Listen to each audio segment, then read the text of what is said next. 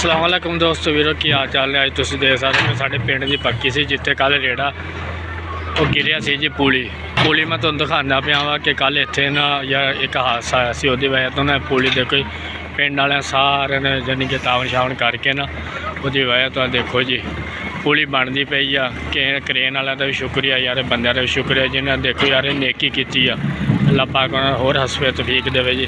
अगर मेरा व्लॉग अच्छा लगे तो लाइक शेयर जरूर कर देना।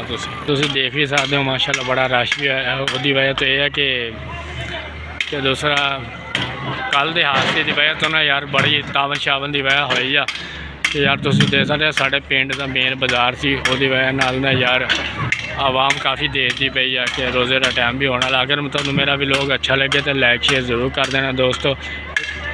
यार वो हादसा नहीं जरा कल मैं तुहानू व्लॉग दिखा सी व्लॉग की वजह नाल सारा असीं तावन शावन करवा के करा रहे हैं पिंड वाले क्योंकि तुहानू पता ही है यार मेन बाजार सी उसकी वजह नाल बनवाई है पुली। तुहानू दोस्तों मेरा यूट्यूब चैनल हाफिज़ नईम व्लॉग के नाम तो लाइक शेयर जरूर करके जाया करो। शुक्रिया जी सारे दोस्तों भरावां दा। देख सकते हो तुसीं तुहानू मैं दिखा रहा वा कि यार स्वाब की नीयत अगे के शेयर कर दियो क्योंकि यार मेन बाजार की पक्की देख सकते हो तुसीं कि ट्रैफिक भी इत्थे जाम होई खड़ी है यार देख सकते हो तुसीं क्योंकि उसकी वजह नाल ना यार पुली बनवाई सी ये टुट गई सी गन्ने गुन्ने वाले तोड़ती सी। हुण मैं तुहानू अगला सीन दिखाना कि यार बाह भी पुली डूंगी सी देख सकते हो बाबा यार पुली डूंगी सी उसकी वजह हाँ जी बच्चों को क्या चक लो गंदा गुंदा देख सकते हो। उसकी वजह नाल रश इन्ना होया वा कि साढ़े यार ना कल तुहानू मैं दिखाई भी व्लॉगिंग करके।